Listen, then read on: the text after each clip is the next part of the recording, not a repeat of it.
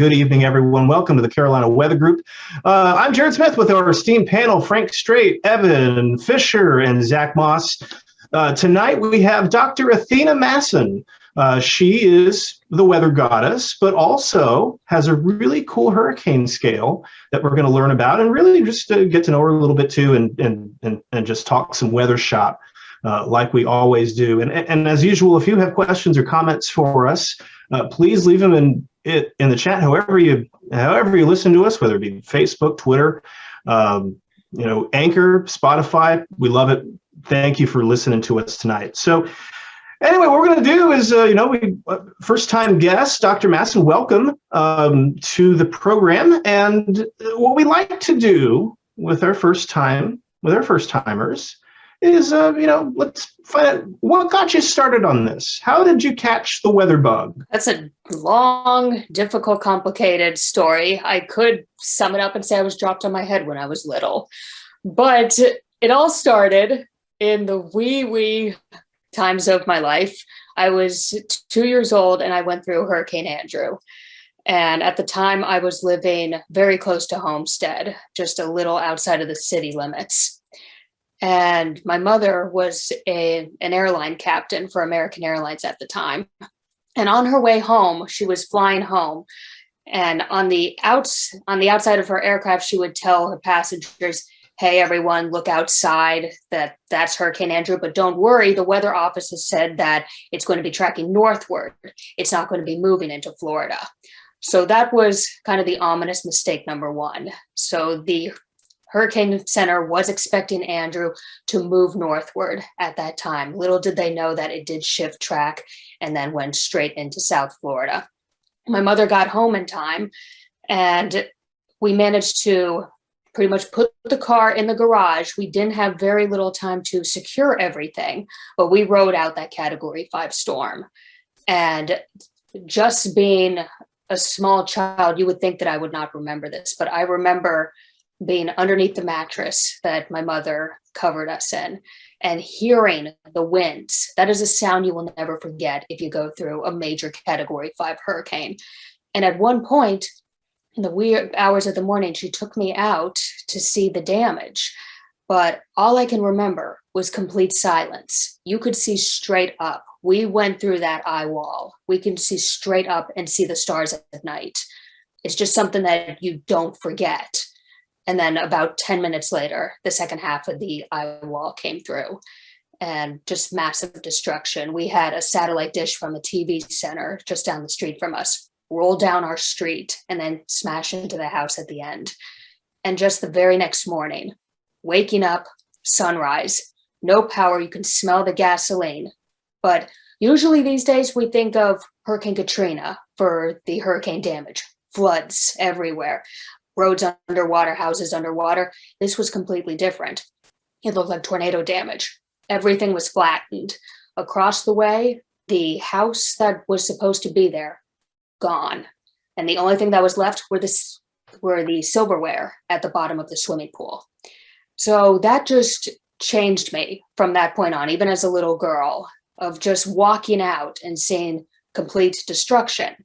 Like, what force can do that? And at that point, I wanted to study weather. From that tiny little age, I wanted to dedicate my life to hurricanes, but also I didn't want anyone to go through what I went through. It's a beautiful experience from a meteorology standpoint, but it's horrifying. No one should have to go through this. And we need a better way to predict and even classify the intensity of hurricanes. I have literal goosebumps from listening to that story. That is unbelievable. There's so few people in the world that have experienced what you experienced. I can't wrap my mind around a house across the street being blown away, the silverware at the bottom of the pool, or a satellite dish rolling down the street. That's one of my favorite weather stories I've heard on here. What do you do nowadays? Where are you at? Where are you working? And how did you get to this spot in your professional career? Right now, I'm taking just a little break. I'm an adjunct professor at Flagler College. I am also pursuing a 5th degree. I'm now doing a MBA, Master's of Business Administration. So in a year, hopefully I will be done with this program. I'm kind of looking at more of promoting myself in a separate way, possibly maybe even creating a TV studio meant for students, because you don't have a lot of students that get that experience before they go on the air or really have that meteorology experience. I'm thinking maybe putting my efforts into that after my MBA and seeing what I could do in the educational route, because I do love my students and I do love the education route. And prior to this, I was a broadcast meteorologist. I'm not leaving that out. I mean, here I am. I'm doing stuff like this, and I enjoy it so much. I enjoy talking about the weather and especially hurricanes.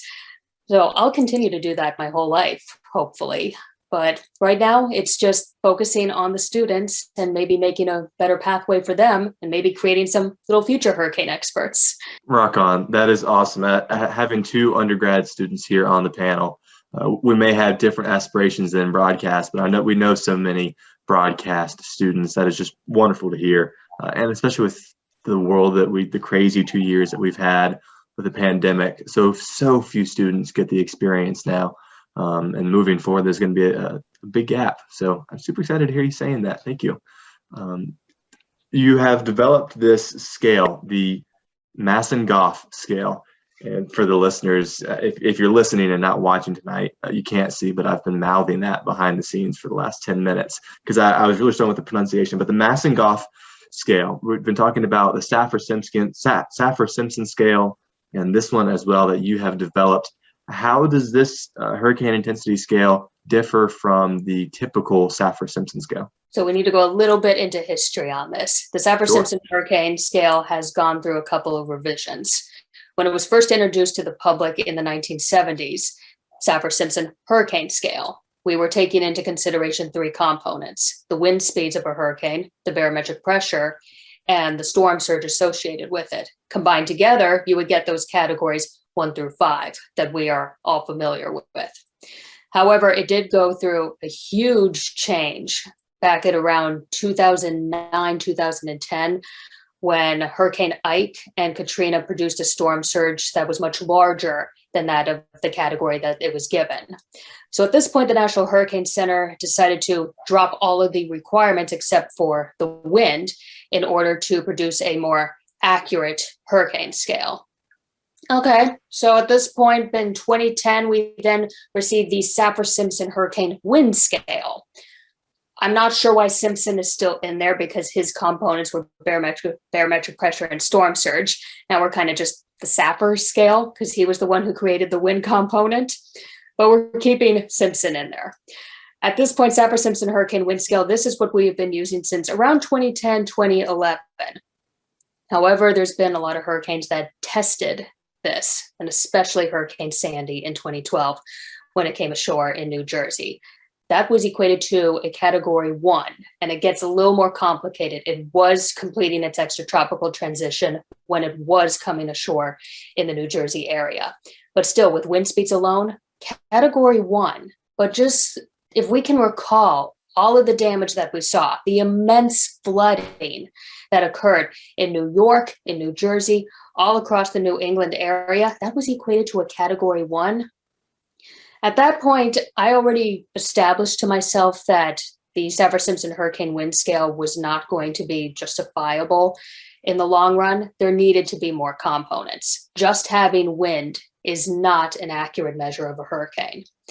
So I decided then for my PhD at the University of Toronto, this is what I wanted to tackle. I wanted to create a hurricane scale to better reflect the strength and possibly the accurate intensity of a hurricane when it was coming close to shore. So now we have wind speed. We're not getting rid of that, but we also brought back barometric pressure, storm surge, but also 3 new components: moisture content, how much rain is produced within that tropical cyclone, the size of a cyclone, because they don't come in all one shape and size. There are a variety of sizes ranging from large, what we saw with Hurricane Sandy, to very little like what we saw with Hurricane Andrew. And then the final component, the forward speed. How fast is that hurricane moving? And as we saw with Hurricane Harvey, it really wasn't Hurricane Harvey when it impacted Rockport, Texas, when it was a Category 4 hurricane. Yes, that was memorable for that small area. What Harvey went down in history for was that it stalled right over the Houston area as a tropical storm, and for days just produced an immense amount of rain. And that was all thanks to that forward speed. And this is where the Masson-Gough scale took off. I focused on those 6 components and re-ranked most of the hurricanes from the 1970s all the way up until, I believe it was 2014 or 2015, to see what the true category was when they were impacting and when they reached their peak strength. Who is Gough? Professor William Gough. He was my PhD supervisor at the University of Toronto. He's the Dean of the Environmental Science Department. He was the one who carried the torch with me through this. I remember in my final defense, he said to the audience and myself that most PhD students, they come in and they want to change just a little thing about science. Well, here comes this 5'2" redhead to just stomp through the door and says, you want to know something? I'm going to change something big and I'm going to leave a mark on this. So I guess I had guts, but it was something I've always wanted to do. And I'm so grateful for Professor Gough in my life, because for a supervisor to let me go and do my own research and something this impressive, this time consuming, this amazing, only a few amount of supervisors in the world would allow you to do that. And I'm just very grateful for him. And he's a genius when it came to the physics and the math. So thank you for that part. So tell us a little bit more about the point scale. You mentioned earlier that each component is graded on points. So let's talk about that rubric a little bit and how that rolls up into that final category. We're again looking at each of the 6 components. So we have wind, storm surge, barometric pressure, moisture content, size, and forward speed. Now it gets a little complicated because when you have a tropical cyclone that's all the way out towards Africa, all the way out into the Atlantic, there's some things that we really do not know about it. At this point, we're using satellite estimations to see maybe approximately what the wind speeds are. And that's then going back to the Dvorak technique. So we're looking at the shape of these tropical cyclones. And determining by their shape, we can kind of pinpoint maybe if it's a category 1 to a category 5 and what the wind speeds are. It's a little bit of an estimate. What we don't know at this point, what's the storm surge? Storm surge is a very tricky component. Storm surge not really producing anything all the way out in the ocean. Storm surge is mostly when it comes very close to the shore. So we have to wait on that component. Another is the moisture content. How much rain is really falling out of this cloud? We don't really see a lot of detail, especially out in the ocean. We don't have rain gauges throughout the ocean.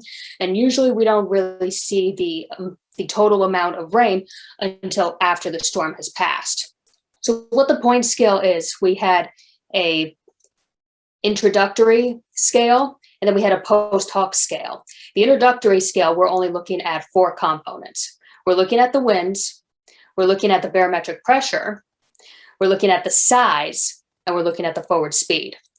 All of those we know, all of those we can estimate thanks to satellite technology. So at this point, all that we need are those 4 components to give you an estimate on what the category is. So bringing back those points, ranking it from 1 to 7 on each of those categories. Now, as that hurricane is coming very close to shore, I'm getting a little bit more information. We still have the wind, the pressure, the size, and the forward speed, but now we're getting rainfall estimates. So you'll see all the time on Weather Network, AccuWeather, Weather Channel, you'll see those graphics that come up and say, okay, we're expecting about 12 plus inches of rain. At this point, we're taking those estimates and we're saying, okay, so the maximum amount of rain that we can expect is about 12 inches, let's just say. At this point, we look at our scale. Where does 12 inches fall? Should get like 3 to 4 points out of a maximum of 7. So we're going to say, okay, that's a moderate threat at this point. It's gaining 4 points for that.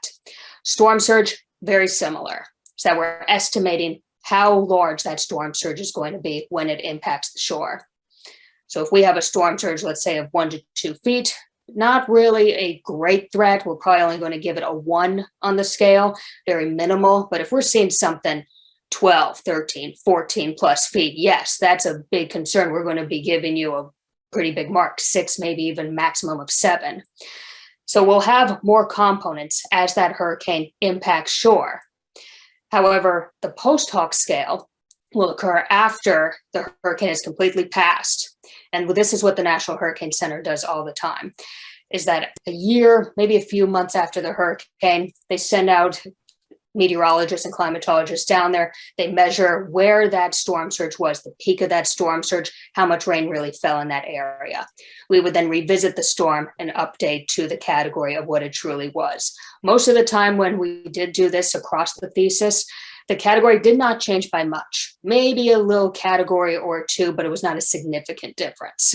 I'm curious, on the rainfall side of things, something that we deal with a lot in the Carolinas, especially this time of year, getting into the late fall season, when we have a tropical system come up, we often have to deal with predecessor rain events. For those of you who are out there who was like, what is a predecessor rain event? Basically, the idea is you have a tropical moisture interacting with the frontal system of some such, and as that storm approaches, that we have lots and lots of rain ahead of it. And so that's a very simplistic way to put it, but that's really I think that's the easiest way for the people in the audience who, they may not have the meteorology training that, some of us have.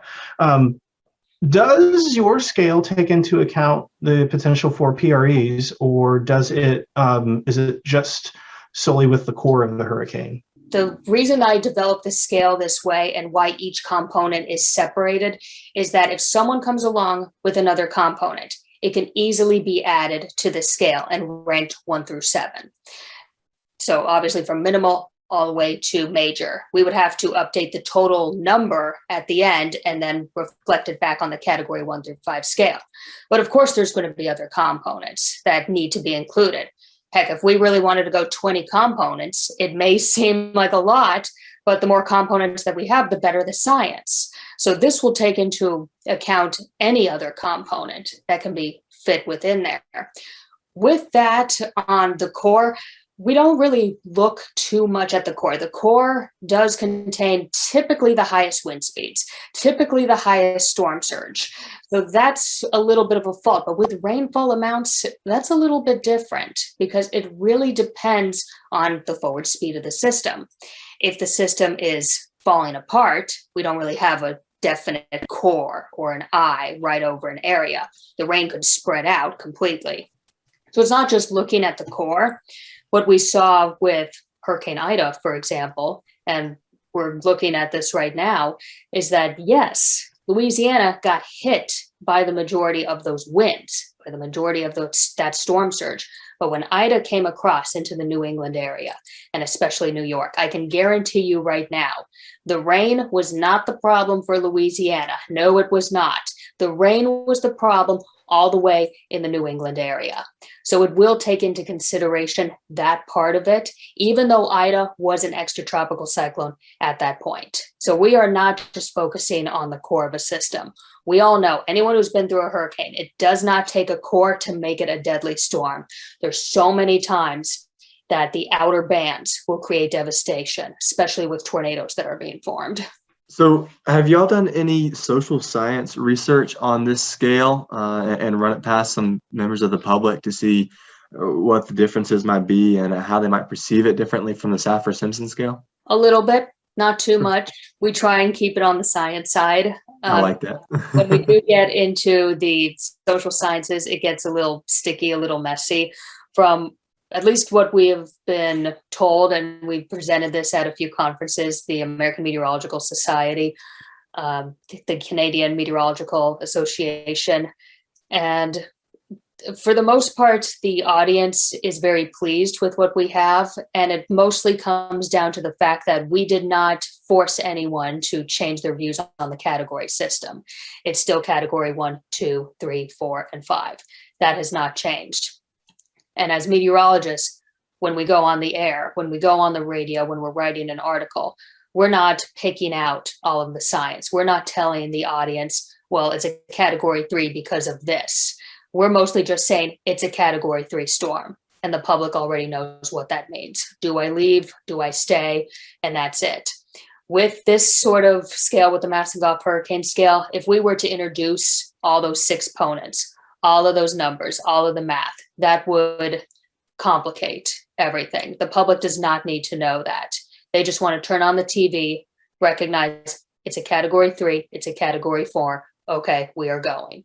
They don't need to sit down and know the science. Well, if they want to, please be my guest. We love to go through the science, educate yourselves. That would be great. But most of the public, they don't have time for that. They just want a simple solution, a simple answer so that they can decide to get out or not.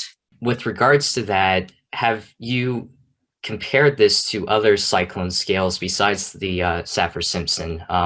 Like one that comes to my mind is the cyclone intensity scale that, is used out in the Indian Ocean and the Western Pacific. It's complicated to compare with those scales because every single ocean basin is different. We will notice that in the Western Pacific, where we have the typhoons, those typhoons that impact Japan, South Korea, Taiwan, those areas, they're usually much larger and even to an extent much more intense than what we see over here in the Atlantic. It would have to be a completely different scale, which I am up for the challenge. I even said to my supervisor that would be a good challenge to maybe look at every single ocean basin and see if we can create a scale directly for that basin. But also with the Indian Ocean. Indian Ocean does not produce menacing hurricanes, really intense hurricanes. Yes, we'll see some intense hurricanes, especially as they're going towards the Bay of Bengal. And that's just because of the topography. So you'll get the largest storm surge in that area all across the world because of just the topography of that area. But it doesn't have to be a major hurricane in order for it to be a devastating storm surge event there. That's just based on the topography. So there's little differences that we would not be able to use this scale that's specifically for the North Atlantic over in the Pacific or the Indian.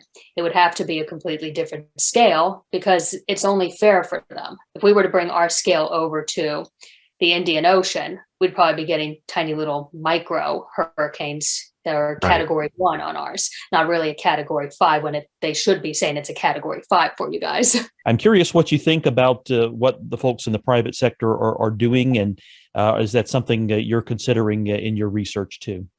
Yes, and I'm really happy that there are others out there that are trying to create and devise a new hurricane scale, because I came to the table with the Masson-Gough scale. I'm not here to push it upon people.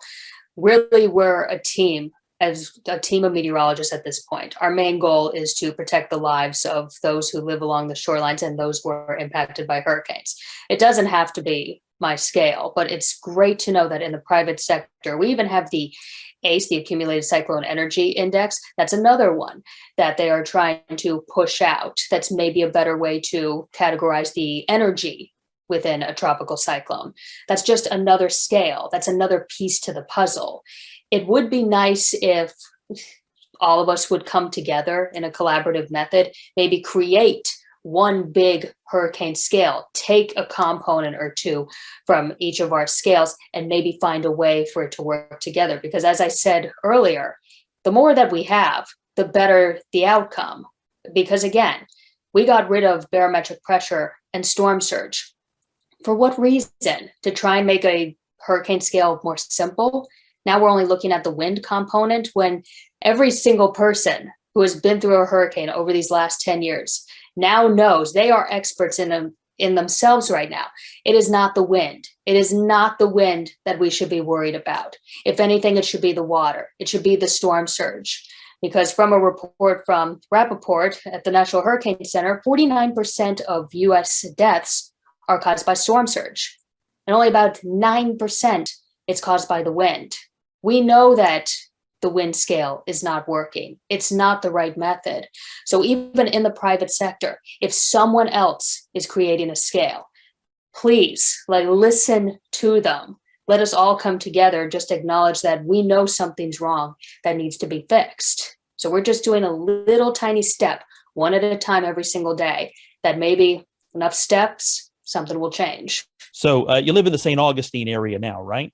Yes. Okay. So if you go to visit St. Augustine, what's something that you have to do when you visit? Also, you have to visit the alligator farm. We have hundreds of alligators from all across the world, but especially just outside of our backyards. If you do find an alligator in the St. Augustine area or even the surrounding area, the alligator farm will come, capture the alligator, and put it into their giant pit of alligators that you can go and feed whatever that you want.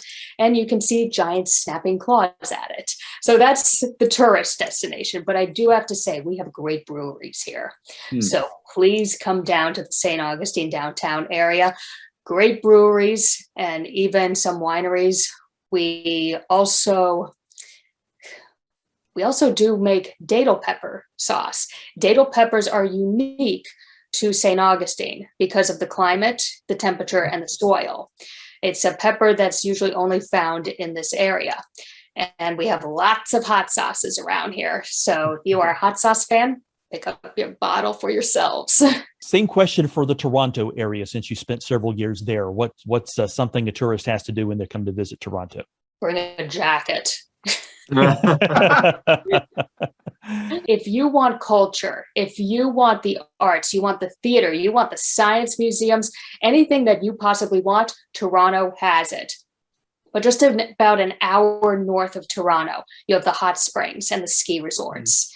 If you want to get away from the city life, that's the place to go. Just an hour straight shot to the north, and you'll be able to see the hot springs.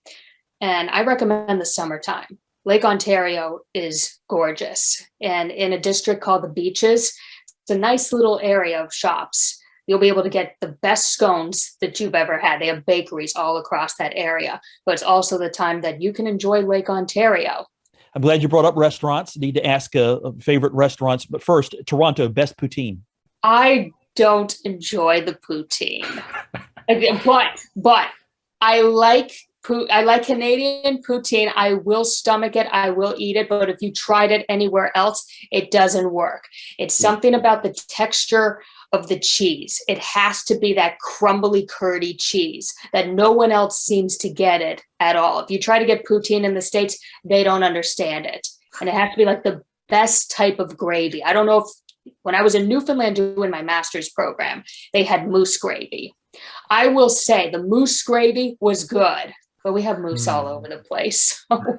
Moose gravy. This I must try one day. Yes, sounds delightful.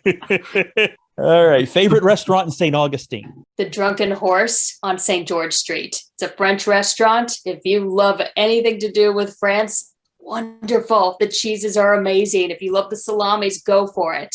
If you like beef stromboli, yes, go. And the dessert.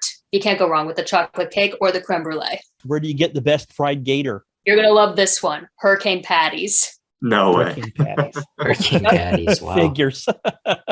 Just across the street from me. Yes, it's just across the street from me. No one's going to believe this. There is a bar right on the lake called Hurricane Patties.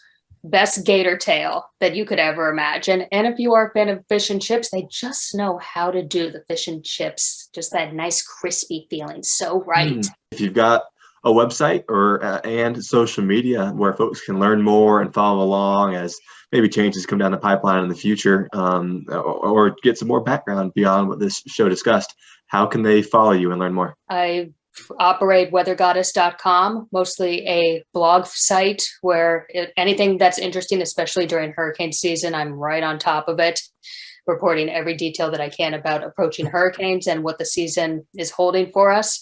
Another great method to follow me, Twitter. We're all addicted to it. Okay, so yeah. WX_goddess, constantly tweeting something that's happening in the tropics or just outside my backyard. Same with Facebook and Instagram, Weather Goddess. Just follow the crazy redhead. Thank you so much, Dr. Masson, for joining us tonight. It was a really fascinating discussion. Looking forward to seeing what else you've got cooking down the road, and keep us posted. So on behalf of the rest of the panel here, I'm Jared Smith. Thank you for watching or listening to the Carolina Weather Group. Catch us anytime, wherever you listen to your podcasts or on YouTube. Check us out, spread the word, like, subscribe, and we will see you next time.